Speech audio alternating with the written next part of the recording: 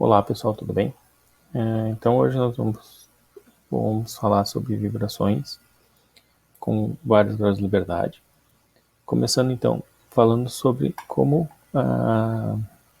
montar as equações de movimento utilizando as equações de Lagrange, né, na forma matricial. Então,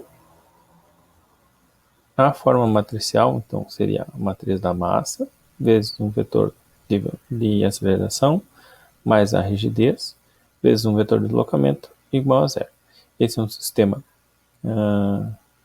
não amortecido de vibração livre. Então, se a gente pegar um exemplo, um exemplo de um pêndulo com 3 massas, tá? Utilizando como coordenada generalizada o θ, né? Então, que a gente consegue indicar aqui, a gente então encontra as equações de energia, né? As duas equações de energia, aplica as equações de Lagrange e a gente encontra então 3 equações diferenciais que a gente consegue então montar a matriz da massa e a matriz da rigidez. A gente pode ver o seguinte, que o primeiro termo aqui, segundo aqui, terceiro aqui. Θ está aqui, os demais são zero. Aqui, aqui e aqui. Zero, GL2, zero. Tá? E aqui a mesma coisa, né? Então a gente tem a nossa equação montada de θ. Aqui tem um mais aqui. Faltou um mais aqui entre os dois aqui, tá? Mas a gente tem nossas equações, nossa equação de movimento montada na forma matricial e utilizando então as equações de Lagrange. A partir disso, então, tendo as duas matrizes, a gente consegue então encontrar as frequências naturais, tá?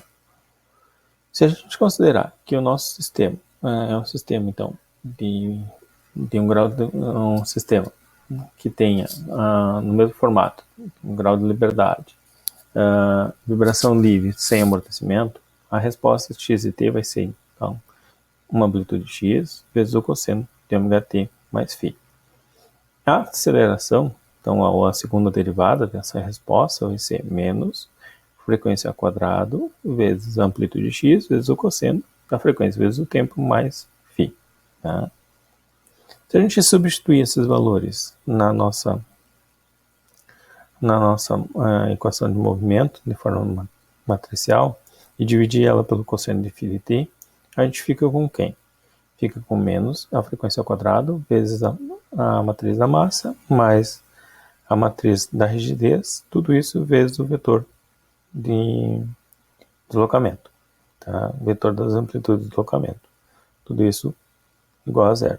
Tá? Ou, de outra forma, a matriz da rigidez menos a frequência ao quadrado vezes a matriz da massa, vezes tudo isso vezes o vetor de deslocamento igual a zero.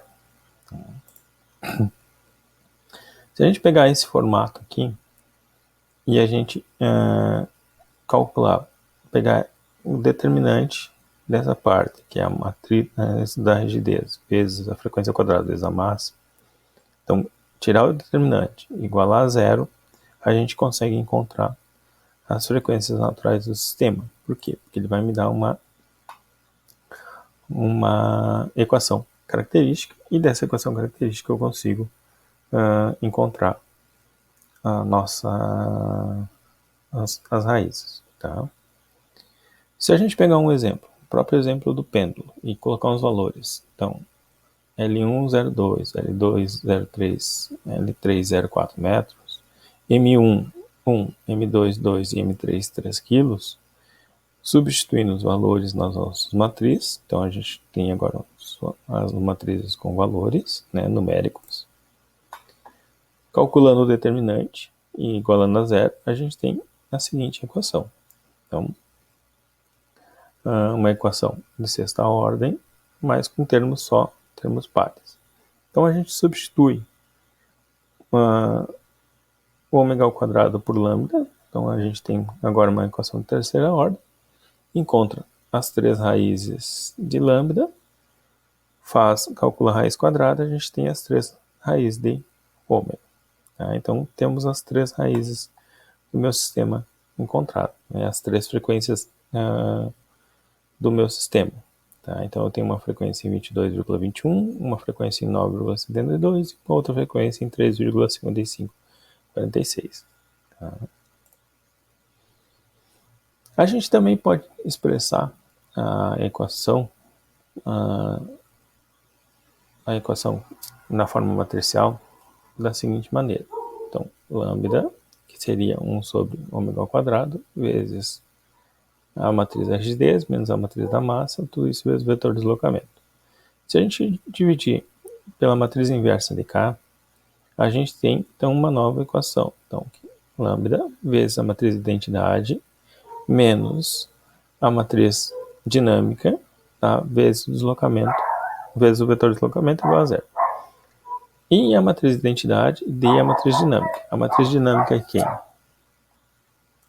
A matriz dinâmica é a matriz inversa da rigidez vezes a matriz da massa. Tá?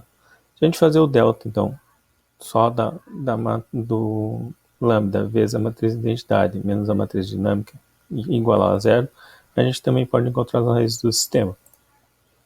Então, se a gente pegar um exemplo, tem uma matriz massa, então, vezes m, tá? Tem uma matriz A, que é a matriz inversa da matriz de rigidez, tá? E aqui com os valores. Eu posso fazer, então, a matriz A vezes a matriz M. Eu deixo as variáveis que eu não sei, então, M, L ao cubo e I para fora da matriz. Essa matriz é chamada matriz de frequência.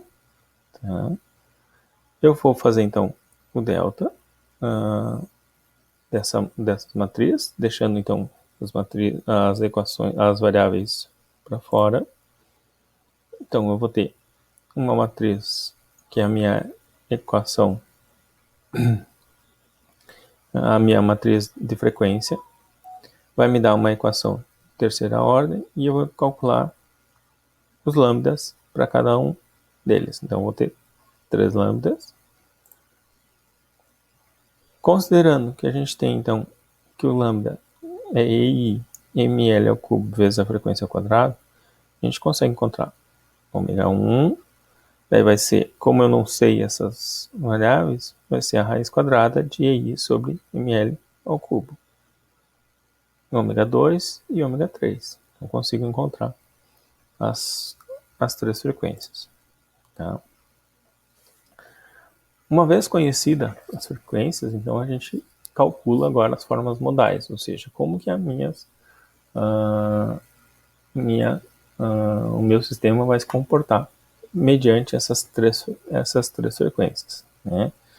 Então, o que a gente faz? A gente faz a substituição, então, dos valores das frequências, né? Ou, no caso, o inverso da frequência ao quadrado, aqui, que é o lambda i, e multiplica pelo vetor xi. Então, eu vou ter o i, nesse caso, como a gente tem 3 graus de liberdade, 3 vezes. Então, eu vou ter 3 condições dessas e 3 variáveis. Tá? A gente sempre considera que todos os x1 i, ele vai ser com valor 1. Então, começo com ele com o valor 1, tá? Para facilitar o sistema. Aqui tem um comportamento de um sistema, só para a gente ver. Então, aqui eu tenho um aumento das amplitudes, aqui eu tenho uma variação e aqui também. Tá? A gente pegar um exemplo. Então, um exemplo, eu tenho 3 molas, né? A massa. Então, aqui a gente tem a matriz A, a matriz M, né, dadas, considerando, então, K1 igual a K2, igual a K3, igual a K, M1, M2, M3 igual a M. Então, formam essas duas matrizes. Tá? A matriz D, então, vai ser A vezes M, né, porque A é o inverso de K. Então, minha matriz D vai ser as variáveis M sobre K com a minha matriz D. Multiplicando, então, por lambda e I, a gente tem a matriz de frequência. Tá? Da matriz de frequência, sai, então, a nossa equação característica, encontramos as raízes, das raízes as frequências. Tá? Com as frequências, então a gente substitui a frequência 1, na realidade lambda 1, para ficar mais fácil, como já estava colocado, a gente tem essa equação, essa matriz, tá? Multiplicado, então, pelo primeiro modo, né? Então, o primeiro modo que a gente está procurando. Nesse caso, a gente considera sempre que x1 é igual a 1, né? Então, substituo os valores. Aqui eu tenho x2 mais x3 igual a 4,0489 vezes o x1. Tá? 3,04x2 menos x3, menos 2 vezes x3 igual a x1, que é 1, certo? Então, substituindo os valores, a gente consegue encontrar, então, que o primeiro modo vai ser x1, 1 vezes 1,8019 e 2,2470. Segundo, então, mesma coisa, a gente substitui os valores, menos x2, menos x3, 0,3570 x1, 1,3570 x2, menos x3, é o x1.